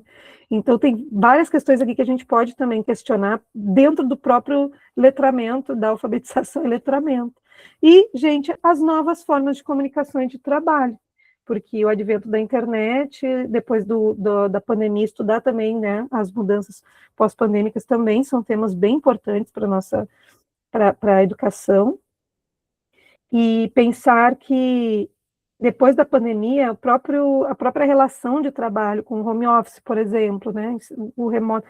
Às vezes eu estou no trabalho e fico pensando, isso aqui eu podia estar fazendo em casa. Por que eu tive que me deslocar para trabalhar no computador, para fazer documento, né? Então, várias questões, assim, se fala muito dessa geração, que essa é uma geração que questiona muito o lugar do trabalho, que questiona, que bom que estão questionando, né? Que certas coisas estão vindo à tona e está se questionando as questões. Agora vindo a NR1, se não me engano, né? Que é falar da saúde mental, enfim. Por que isso está aparecendo? Porque alguém está questionando o assédio moral, e isso está vindo à tona muito forte, porque essa geração não está aceitando certas coisas, né? Ela está buscando casar-lhe uma qualidade de vida, de uma existência mais significativa, e aí vem os significados de novo, vem o sentido, a ideia do sentido fluido, né? Dessa liquidez, de que vai sempre mudando, o sentido nunca é o mesmo, né? Da educação, do que se pretende com o currículo, exatamente por isso, porque a vida depois, principalmente depois da pandemia, ela colocou em xeque, em questionamento o próprio existir. Ok, eu estou aqui, por que eu vou fazer um plano daqui, sei lá, 10 anos? Se vem uma pandemia, mata todo mundo. Vou fazer plano para quê? Projeto de vida pensando em 4 anos de faculdade, 5 anos de faculdade, para quê? Aí, daqui a pouco eu estou preso dentro de casa, não posso fazer nada. Então, essas questões parecem muito, talvez, vazias, no sentido de que a gente não para, às vezes, para pensar sobre isso, e tudo é muito dentro da história, né? O currículo, as formas como a gente faz educação, os questionamentos, eles vêm muito a partir disso, né? Do que a história está trazendo para nós. Não existe mundo igual, pessoal. Eu bato muito nessa tecla e todo mundo, mas a pandemia já passou faz um tempo. Não existe mundo igual pós-pandemia. Não tem. Não é. As relações são diferentes, a relação com o trabalho é diferente, a relação com a escola é diferente. Ficaram 2 anos em casa, 1 ano e meio em casa, fazendo ensino remoto, né? Por que precisa, então, do professor? Por que precisa, não sei... Aí a gente viu a escola muito como centro social, um centro para a gente ter as amizades, para a gente ver as pessoas, para a gente conversar, para a gente trocar ideias, mas a gente mantém os alunos todos sentados um atrás do outro, olhando para um quadro, um professor falando, e eles pouco podem perguntar. Estou falando aqui bem do tradicional, não estou falando de escolas, que eu digo que são as resistências, e professores que têm práticas diferentes. Estou falando que o modelo que se espera muitas vezes é esse, né? É aquele condicionamento que a gente, bem hegemônico mesmo, porque eles têm que aprender aquilo. Só que a pandemia nos mostrou que nem tudo precisa ser aprendido, ou não tudo da forma como é ensinado. Então, acho que pensar o currículo através também desses filtros, né, do filtro histórico, de um reconhecimento, de uma ruptura que nós tivemos, do próprio significado do que era a vida. Nós temos um número absurdo, cada vez mais crescente, de adolescentes, crianças com depressão. Qual o sentido da escola para uma criança que já está pensando em suicídio? Então, não tem como a gente desprender o olhar humano. Eu acho muito perverso um currículo que não dá espaço para o humano. Ele diz no seu texto, né, o texto da BNCC, o texto do currículo, das políticas de currículo hoje, trazem sempre essa formação humana, essa formação integral, essa formação para o bem viver, mas na prática é o engessamento. Que foi, Andréia, tu está falando? É que eu estou lembrando aqui depois no final eu comento que você está falando, aí eu estou lembrando aqui algumas coisas, e realmente é isso que está, né? E a gente vai só rememorando aqui alguns pontos. É que não tem como a gente desassociar, porque todos nós aqui vivemos, né, esse período, e vivemos ainda, né, digamos assim, os grandes questionamentos da escola, né, hoje, a própria escolarização. Eu acho que acho não, né, pelos estudos que eu venho fazendo, a escola ela ganha um novo sentido pós-pandemia, né? E a gente, muitas vezes, quem está no chão da escola, por isso eu prezo muito pelas relações educação básica, o chão da escola com a academia. A academia não pode, quando ela estuda a escola, ela tem que estar na escola. Não, a gente não pode fazer pesquisar a escola sem passar pela escola, sem estar na escola, sem olhar para a escola. Tem que ser o chão da escola. Senão a gente fica teórico dizendo o que se tem que fazer na escola sem ter estado lá. Então, eu acredito muito no pessoal que está aí, né, que está na escola, que está na educação pública, que está no chão da escola, trabalhando, porque vocês conseguem ver isso muito na prática também, né? Dessa mudança de paradigma mesmo, do que é. Se muda o significado da escola, a significação do que a escola muda, por que o currículo deve permanecer? Por que a gente deve continuar ensinando determinadas lógicas e formas, né, de aprender, enfim, ou do próprio conhecimento? Por que é esse conhecimento que ainda continua válido? Então, eu acho que trazer esses questionamentos assim para dentro da academia, para buscar esse olhar epistemológico, teórico, de estudo, de pesquisa, de entrevista, de grupo focal, de usar metodologias no chão da escola, de olhar para esse sujeito, o sujeito escola, inserido nesse novo contexto pós-pandêmico, ele é importantíssimo. E esse artigo aqui nos ajuda muito a perceber todos os caminhos que a gente pode seguir, né, quando olha para isso.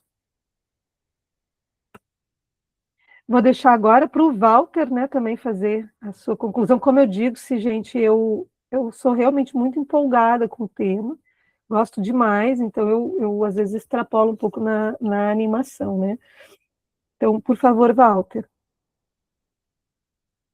Obrigado, professora Anne, mas eu confesso que com a sua fala, o artigo ficou mais claro para mim em alguns pontos que eu fiz a leitura, e alguns pontos para mim ficaram um tanto quanto obscuro, mas com a sua fala veio o esclarecimento sobre esses pontos. Quando eu li o título desse artigo, me chamou a atenção, né? É um currículo necessário, válido e útil. Necessário para quem? Válido para quem? Útil para quem? Né? Por exemplo, se nós formos colocarmos aqui, né, as populações originárias, né, do nosso país, por que é válido esse currículo, né, que nós estabelecemos como aquilo que é importante que as crianças aprendam, né? As autoras também, professora Anne, citam-se de forma bem incipiente, pelo menos aqui nas referências bibliográficas, Paulo Freire, né? Paulo Freire já dizia isso muito claramente há anos atrás, sobre essa disputa do currículo, né? Ele afirma categoricamente que a educação é um ato político. Se é um ato político, é um cenário de disputa, né? A disputa é uma disputa, inclusive, de narrativa, né? E as pessoas o grupo que está no poder, né, seja o poder político, seja o poder econômico, os estados sociais, eles determinam aquilo que está dentro do currículo, né? Nós não podemos esquecer, por um exemplo, que logo após a libertação dos escravos, por exemplo, as pessoas negras escravizadas não tinham direito à educação. As mulheres não tinham direito à educação, né? As mulheres foram ter direito à educação muito recentemente na história do nosso país, né? E tudo isso passa por uma disputa ideológica mesmo, né? A construção de uma disputa ideológica e política. Paulo Freire também afirma que, né, existe uma ideologia que ela procura manter as desigualdades, né, e a ideologia que busca uma transformação social. O que nós temos que buscar é qual ideologia está nessa hegemonia, né? Qual ideologia está dominando? A ideologia que quer manter as desigualdades sociais ou a ideologia que quer a transformação social por meio da educação, que eu acredito, né? Ontem nós tivemos, eu acho que não há como, professora Ana, a gente falar dessa disputa do currículo sem a gente falar de política, inclusive de política partidária, né? Porque nós precisamos saber qual a ideologia das pessoas que estão nos representando no Congresso, né, no Planalto, se elas querem manter uma ideologia das desigualdades, da manutenção dessas desigualdades ou da transformação social, né? Ontem nós tivemos uma vitória, né, ao meu ver, da classe trabalhadora, que foi a derrota da escala 6x1, que perpassa por isso também, né? O tecnicismo é isso, por exemplo, é as pessoas trabalharem, né? A educação para a educação para simplesmente para o trabalho, né? E eu, como professor, um trabalhador da educação, eu não quero educar as minhas crianças simplesmente para trabalhar. Quando eles me perguntam, né, sobre o porquê disso, o porquê daquilo, porque nós estamos aqui para estudar, eu respondo para vocês lerem o mundo, né, para ler o mundo. E isso é importante. E, sei lá, se buscando, professor, uma resposta em relação a quem deve, né, estabelecer o que é certo, é o que a fala que a senhora falou no final. É quem está no chão da escola, né?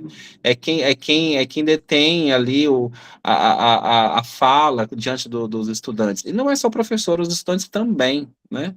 Não só o professor deve dizer aquilo que é importante, mas juntamente com os alunos, com os estudantes, com a comunidade escolar como um todo, né? Nós nos ouvimos os pais, por exemplo. O que os pais querem que os seus alunos, que os seus filhos aprendam, né? E isso vai muito, por exemplo, a resposta que nós temos, e isso causa, professora, uma ruptura entre escola e comunidade, e a gente vê muito isso em algumas escolas, que é a distância que se tem da comunidade com a escola, e a gente vê isso claramente nas reuniões de pais, né?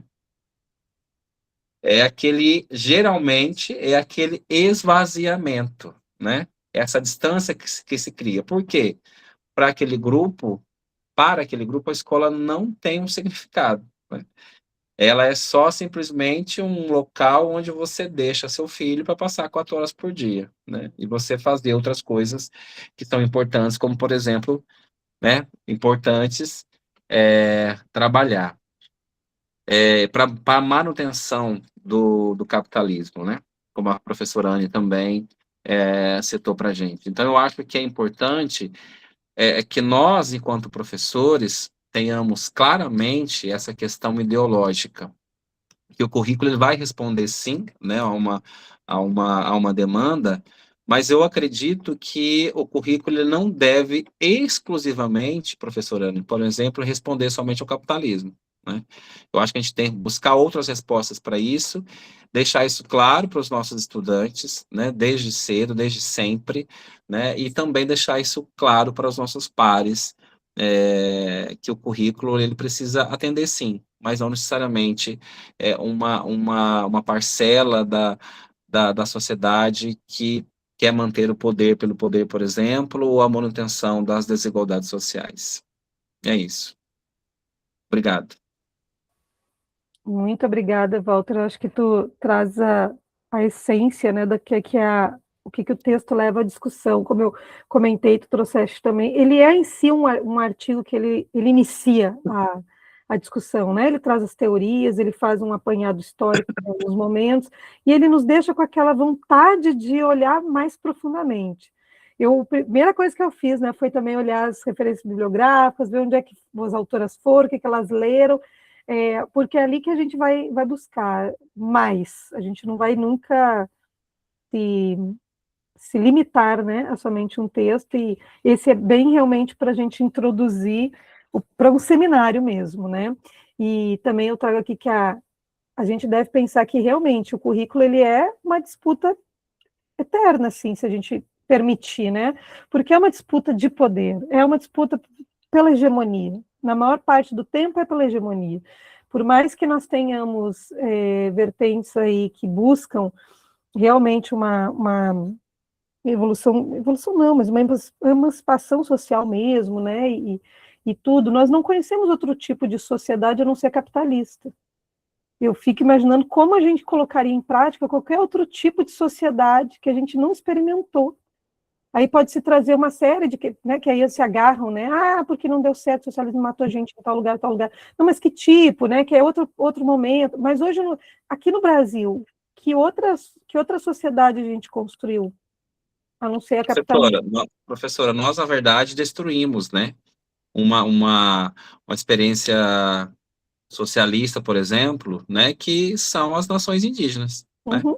que traz que funcionou muito, que funciona ou funcionava, enfim, muito bem, vivendo daquilo que estava posto para eles, né, retirando o básico, né, sobrevivendo da natureza, daquilo que era inclusive a educação, né, é coletiva e ela é feita na vivência, né, da vida mesmo das pessoas, né? Então, com a colonização, isso foi destruído, né?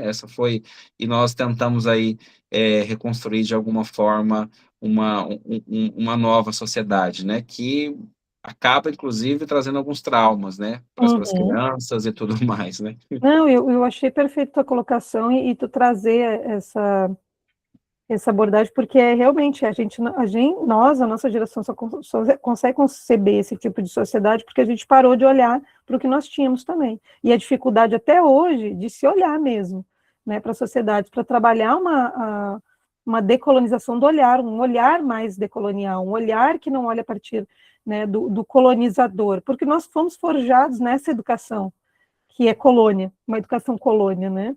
Então, e entender também que né, no currículo, nas políticas de currículo, e a gente viveu isso recentemente, né, de um governo para o outro, quando uma determinada forma de se trabalhar uma prática de sentido, né, de enunciação de sentido, ela perde espaço, ela não é excluída, e é aqui que a gente tem que tomar cuidado, ela está ali, e ela volta, se ela puder, ela vai voltar.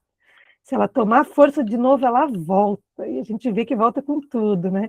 Então, ela vai sempre estar na disputa, a disputa ela nunca se encerra. Então, mesmo que a gente mude, como eu comentei sobre o novo ensino médio, fizeram algumas concessões, né? Fizeram algumas pequenas alterações, voltaram atrás de algumas coisas, mas não conseguiram ainda derrubar, porque aquilo ele fica voltando, aquela tendência de ter que ser por desempenho, tem que ser por não sei o que, ela continua voltando. Então, eu acho que a gente tem que ter cuidado sempre e nunca dormir no ponto, digamos assim, porque volta, retorna, é cíclico, né? Ele vai e volta, porque a disputa nunca para de existir, ela nunca deixa de existir. Ela está sempre ali, alguém está tentando tomar o poder, digamos assim, né? Então, ele vai para um cantinho, mas nunca é excluído. Eu acho que isso aqui, esse é um pensamento que a gente tem que guardar, né? Fica na prateleira, né? Fica ali, está sempre ali, né? Então, quando uma Professora Nani, concepção... Sim, fale, querido. eu queria só, na minha exposição aqui, eu acabei deixando de falar um pouquinho, mas as autoras também citam que é a questão do currículo oculto, né? Elas citam ali e tal, mas eu estou muito atento a essa questão do currículo oculto e eu um dia quero escrever sobre. A gente se pergunta, né? Por exemplo, o que que a gente ensina, o que que a gente quer ensinar, por exemplo, e aí a senhora fala sobre a questão dos calendários, né? Que a escola vive em função desse bendito desse calendário, e coisas que entram, por exemplo, dentro da rotina da escola, que não está no currículo, né? O que que eu quero ensinar, por exemplo, para os meus alunos sobre o Dia das Mães, por exemplo, né? A Páscoa, por que que isso é... E eu vejo assim, principalmente na escola onde eu estou hoje, isso é tão importante que eu fico... Tem professoras que gastam parte ali, eu sempre fui muito crítico a isso, enquanto eu fui gestor de uma escola, eu proibia os professores de tirar dinheiro do bolso para fazer qualquer tipo de comemoração nesse sentido, né? Tem professores na escola onde eu estou hoje que elas tiram, assim, quantias consideráveis para bancar esse tipo de comemoração dentro da escola. Daí faz lembrancinha e compra não sei o quê. E entra também daí já a disputa pedagógica, né? Cada uma tem que ser maior É ou bonito. melhor do que aquela outra, assim. E sai obras de artes, assim, coisas bonitas, mas eu olho para aquilo, eu fico é, é, é, muito incomodado, na verdade, né? Fora a poluição que causa, que EVA, assim, dá para a gente fazer um caminho daqui até o Rio Grande do Norte, né? De tanto EVAs que são cortados e tudo mais. Então, assim, o que a gente quer ensinar com essas crianças, né? Por exemplo, se fala Dia das Mães, a gente tem que entender que para muitas crianças, mãe não é sinônimo de coisas boas, né? Dia dos Pais, então, é pior ainda, de acordo, né, pelo histórico da nossa sociedade, onde, né, os pais abandonam seus filhos. Hoje mesmo eu chorei com um aluno, né, que o pai abandonou, né? E ele sente falta, ele quer ter contato com o pai, mas o pai abandonou simplesmente assim, né? Como que se trata isso, né? Como que a gente lida com isso? E o que que a gente e o que que a gente está ensinando para os nossos alunos com esse tipo de atitude esse tipo de evento, né? Dentro da escola.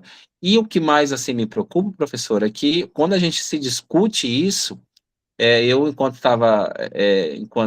gestor da última escola, eu, assim, claro que eu não fui para o embate, mas eu fui, gente, vamos fazer o dia da família, né? Não vamos trabalhar muito essa questão só da mãe, só do pai, vamos tentar unir isso. E as escolas aqui, não sei como é que é aí, elas correm atrás de brindes e fazem sorteios, vira um evento a escola.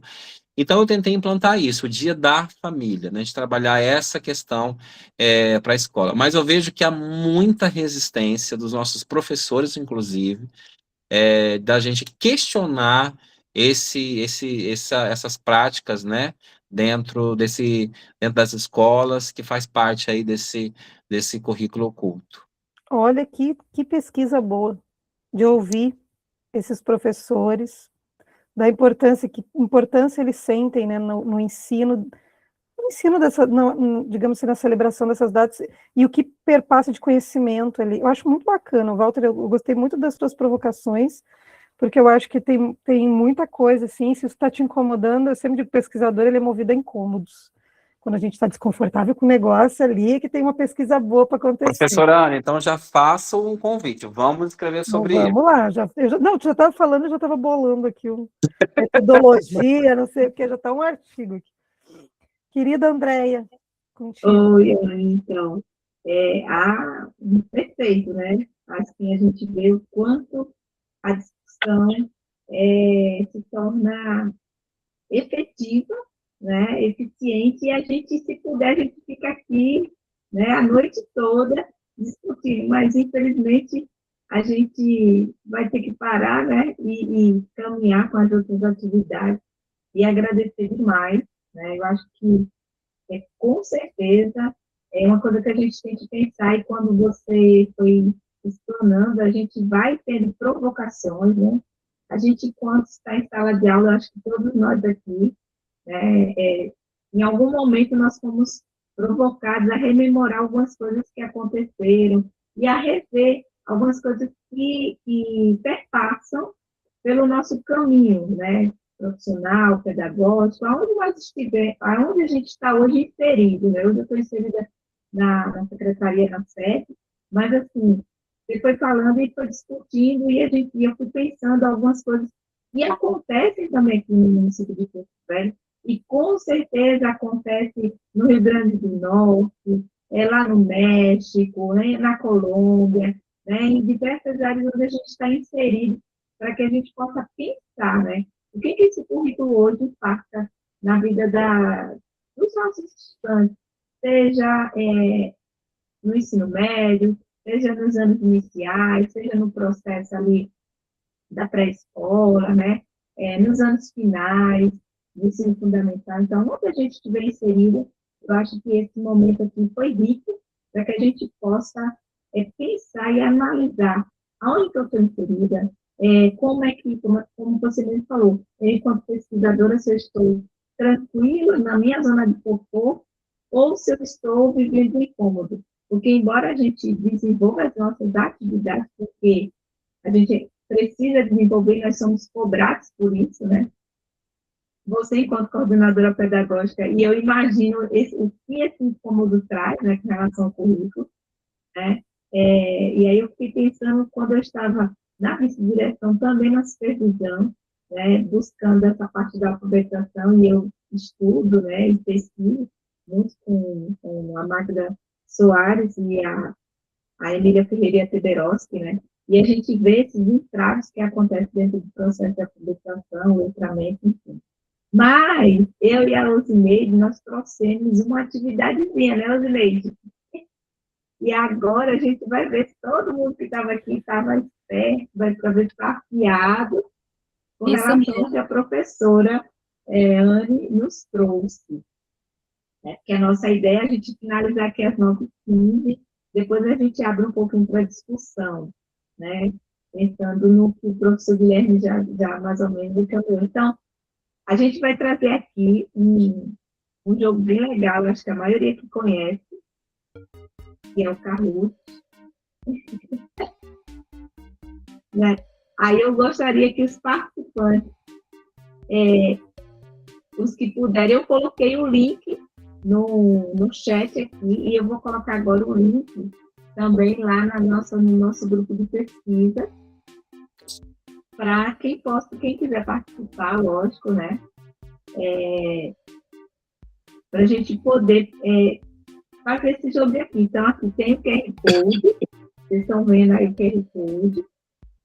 E aí a gente fez umas perguntas, né, Osnilde, assim, bem legais para vocês poderem responder. E aí vocês comecem a acessar aí a câmera do celular. Eu vou colocar aqui também no nosso grupo de GPFO. É um momento interativo, né? Então, é um momento interativo. Mas espera aí, gente. Como é que... A gente vai aguardar e a gente quer... Eu não quero perder, não. Espera aí. Ninguém ainda eu tô no celular. Como é que eu faço esse negócio? Eu não vou entrar, mandei o link no grupo. Eu mandei o link no grupo? No grupo, no nosso grupo do GPFO. Ah, tá. Agora sim. Vamos ser justos aí na competição. Isso, eu não vou entrar por isso. Eu não vou entrar porque eu acho que não é muito... Não é justo. A professora Anne não pode participar dessa vez. Eu também acho que eu não posso então, não, Anne. Não, você pode. Vamos lá, Zenilde, quem mais? Para a gente brincar aqui, ó. A Zenilde já está aqui, Andréia, tá pedindo um pin aqui. Aparece o avatar, né? Andréia. Andréia. Oi. Tá pedindo um pin para entrar?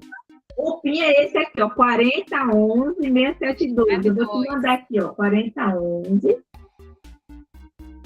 672? Isso. Ah, tá. Agora que eu vi aqui. Perdão. Agora que eu vi. Ok. E aí você registra seu apelido. Ah, tá. Isso. Depois que todo mundo tiver aí, a gente avança para iniciar. Será que vai ter uma disputa aí, a Denise com o Walter? Walter e Zenilde. Eu queria ver o pessoal das outras linhas, né? Vai ficar só linha 1 fazendo, que tinha obrigação de ler e estudar, tem que ter mais pessoal aí participando. A Zenilde não é. A Zenilde também está na nossa linha, não é? A Zenilde não está na nossa linha. A Zenilde é 2, perdão aí, Zenilde. Ai, meu Deus, eu não posso perder essa então, não. Não. Então vamos lá começar. Vamos ver se mais alguém que queira entrar. Eu acho que não. Vamos começar. Andréia, a gente faz a proposta para o professor Guilherme semana que vem, a gente iniciar o próximo mês, a gente iniciar a reunião com o Kahoot aqui para ver se o pessoal leu depois. Pois é, vamos começar. O pessoal vai estudar durante esse tempo aqui. Vamos lá, vou iniciar aqui. Olha, a disputa vai estar agora, hein, Osineide, entre a Walter e a Zenilde. Agora só tem eles dois, não tem mais outro, né, para poder... Vamos começar, uma atividade de fixação. O meu tá carregando aqui ainda, gente, nem abriu agora. Joia. Aí, ó. Aqui tá. Primeira pergunta. Ai, meu pai, mano. Em que condição o currículo se torna mais fortalecido? Quando o currículo consegue excluir permanentemente teorias tradicionais, quando se foca exclusivamente na dimensão psicológica do aluno, um conhecimento naturalizado como necessário, válido e útil, quando há um consenso absoluto entre todas as perspectivas teóricas, É bem rapidinho, tá? Resposta. O tempo.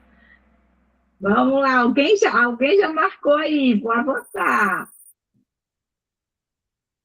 Vamos lá. Zenilde está na frente, olha. O meu aqui tá com delay, gente. Meu Deus. É, Como John Dewey define a construção do currículo? Como um processo de doutrinação para a eficiência do trabalho, considerando a maturidade e as experiências dos alunos, na seleção exclusiva de conhecimentos válidos por comunidade disciplinar, através da separação entre trabalho manual e intelectual.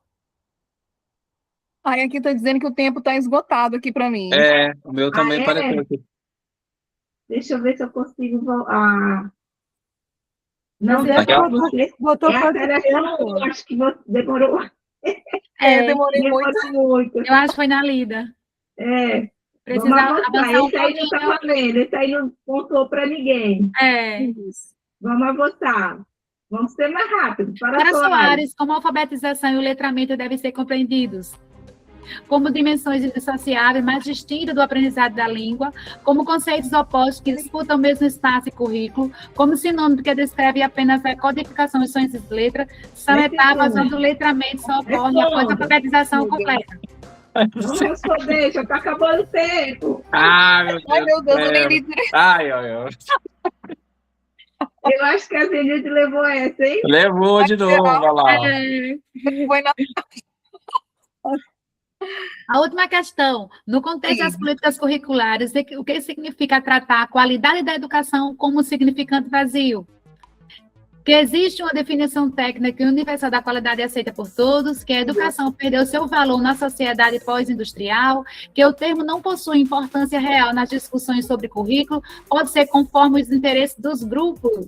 E aí? Vamos lá, gente. 3, 2. Agora o Walter foi rápido. Isso. Mas errei. Vamos ver quem ganhou. Aqui acabou o tempo. Vamos ver quem foi pro pódio. É porque eu entrei para a gente fazer... Para ter 3, né? E aí a grande vencedora... Para a gente validar. Não é da linha 1, Zenilde. Gente, olha aí. Que milagre, ganhei alguma coisa. Maravilha. Muito bom. Bom, a gente trouxe essa ferramenta Parabéns. porque todos nós, né, somos professores. E é como a professora Anne falou, a gente tem que pensar no currículo, mas de uma forma tranquila, não engessada. E assim, o Kahoot, ele tem essa versatilidade, né? De trazer essa coisa da gente poder dinamizar, às vezes uma coisa que se torna tão engessada, tão pesada, né? Então, a gente às vezes precisa buscar estratégias, mecanismos, para que a gente possa desmistificar, né? Algo que às vezes se torna muito preso, muito aflitivo, né? Eu sou suspeita porque eu sou uma professora que sempre gostei muito, né? De essa coisa do IA. Agora há pouco eu mandei um infográfico para a Anne, né? Então, assim, eu sempre busco estudar alguma coisa, aprender algo novo e trazer algo novo também para os meus alunos, de forma mesmo de aprendizado, porque isso é uma troca, a gente vai aprendendo com eles, vão aprendendo com a gente. E, assim, a gente buscar cada vez mais estar inovando, melhorando, né? E mostrando outras possibilidades. Né? Então, é uma forma da gente se divertir aqui também um pouquinho. Professora Andréia. Né? Professora Andréia. Pois não, Walter. Assim, eu refleti sobre isso hoje, inclusive até falei com o professor Guilherme sobre o assunto. A gente reclama muito, né, pelo menos eu ouço muito isso dos colegas, a falta de engajamento, né, das turmas, né, do falta de interesse e tudo mais, né. Mas a gente também acaba não questionando nossa didática, né, acaba fazendo a coisa, o que é mais fácil, vai ali no automático, pega o livro, né, aquela questão ali, vai fazendo quadro, lápis, papel, né, fica nisso. E hoje eu tive. Eu sempre procuro também trazer a- algo mais dinâmico, não também, não também que eu acho que o professor tem que ter essa obrigação de fazer uma aula show, também não acho isso, né? Existe também a questão que o aluno precisa querer aprender, né? Às vezes a gente acaba querendo fazer algo muito elaborado, enfim, fica só aquela coisa da técnica e se esvazia de alguma forma, né? Mas hoje, assim, a gente está trabalhando texto, né, gênero textual, poema, né? E, nós fizemos a seguinte dinâmica. Enquanto eu apresentava para eles, né, Aquarela, de Toquinho, a música, né, que é um poema também, e tudo mais, os alunos eles foram ilustrando a música, né? Foram ilustrando o poema. Então, eu separei em grupos, dei lá o papel craft, né? Tinta, lápis de cor, pincel, né? Canetinha e tal. E eles foram construindo ali aquela ilustração enquanto ouvia a música, né? Eu nunca vi os alunos tão disciplinados, estão tão engajados e tão preocupados em fazer uma atividade, né? Então, assim, e ali não trabalhei só a questão do gênero textual, mas o trabalho em equipe, né? O foco, a disciplina, né? A atenção, foi algo, assim, surpreendente, muito bom. É só para compartilhar mesmo aqui com vocês. E essa dinâmica do Kahoot, ele possibilita também que, além de você responder o certo, o tempo. Então, Uhum. essa assimilação, então, para você poder compreender e já informar, ou seja, é a consolidação mesmo daquilo que foi aprendido, é interativo, todo mundo participa, e é muito bom. Exatamente. Bom, professora Anne, suas considerações finais, se a senhora tiver mais alguma coisa a acrescentar. Eu quero só agradecer, o pessoal está aqui, né, até esse horário, por ter me ouvido os colegas também, que da nossa linha, deixar o convite para que vocês pensem em parcerias também com a linha 1, a gente está bem aberto para as parcerias e acredito que é na força, na união, na força que a gente tem como pesquisadores que acreditam na educação é que a gente pode realmente contribuir para algumas mudanças, né? Só agradecer. Muito obrigada. Verdade. Então, gente, a gente também quer agradecer, eu quero agradecer a oportunidade de poder ter mediado, né, esse momento aqui, sempre é extremamente enriquecedor, e que a gente possa continuar. E como a professora Ana falou, venham pesquisar, a nossa linha é muito aberta, muito eclética, tem alfabetização, tem ensino médio, tem a Osinei, com o Netterval, então assim. Então, a gente está aqui aberto para produzir, para aprender, né, e para fazermos cada vez mais parcerias e aprendermos uns com os outros, que eu acho que isso é o que é mais importante. Então, eu quero agradecer, a gente encerra aqui a nossa reunião. Muito obrigada, tá? Por todos terem participado. Mais uma vez, agradecer à professora Anne pela excelente explanação. E vou parar agora aqui a gravação.